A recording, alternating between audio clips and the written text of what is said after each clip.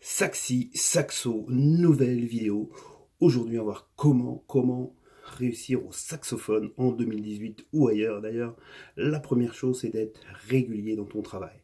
Régulier dans ton travail. Admettons que tu travailles du lundi au samedi. Ça fait lundi, mardi, mercredi, jeudi, vendredi, samedi. Tu as travaillé 6 jours, 10 minutes. Et bien, 6 jours, 10 minutes, ça fait 1 heure. 1 heure, tu as travaillé 1 heure. Alors, évidemment, après, ça dépend de ton niveau. C'est sûr que si tu es au conservatoire, tu es en troisième cycle, il faut travailler plus que ça, évidemment. Mais si tu commences l'instrument, tu peux travailler 10 minutes tous les jours du lundi au samedi. Et donc, comme tu l'as pu se constater, même si tu travailles 10 minutes tous les jours du lundi au samedi, tu as travaillé déjà 1 heure.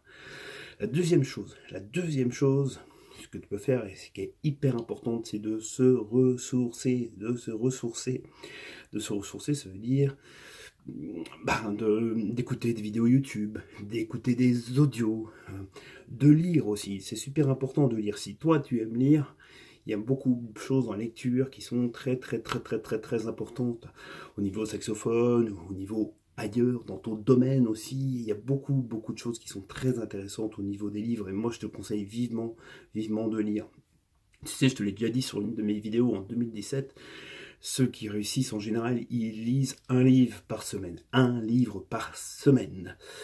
Voilà. Après, c'est sûr que si tu n'aimes pas lire, il y a les audios aussi sur YouTube qui sont très bien aussi. La troisième chose que tu peux faire pour réussir cette année, c'est de planifier. Tu vois, par exemple, aujourd'hui, j'avais décidé de faire une vidéo YouTube. Alors, qu'est-ce que j'ai fait? J'ai planifié sur mon agenda. Je me dis, là, je fais ma vidéo YouTube. Après, je fais du sport, et ainsi de suite, et ainsi de suite. Toi, je planifie ce que j'ai à faire, et surtout, je passe à l'action.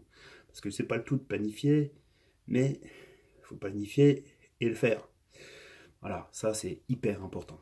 La quatrième chose qu'il faut bien comprendre, c'est que dans tout apprentissage, il y a toujours des plafonds. Alors, il faut bien comprendre qu'il y a toujours des plateaux, des plafonds, donc il y a toujours un moment de plaisir. Au début, quand tu commences un instrument, tu as toujours le plaisir, après la souffrance, c'est-à-dire toujours plaisir, souffrance,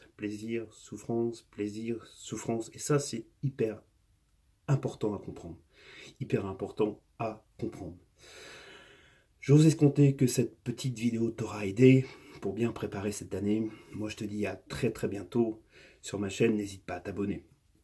Salut les amis, à bientôt.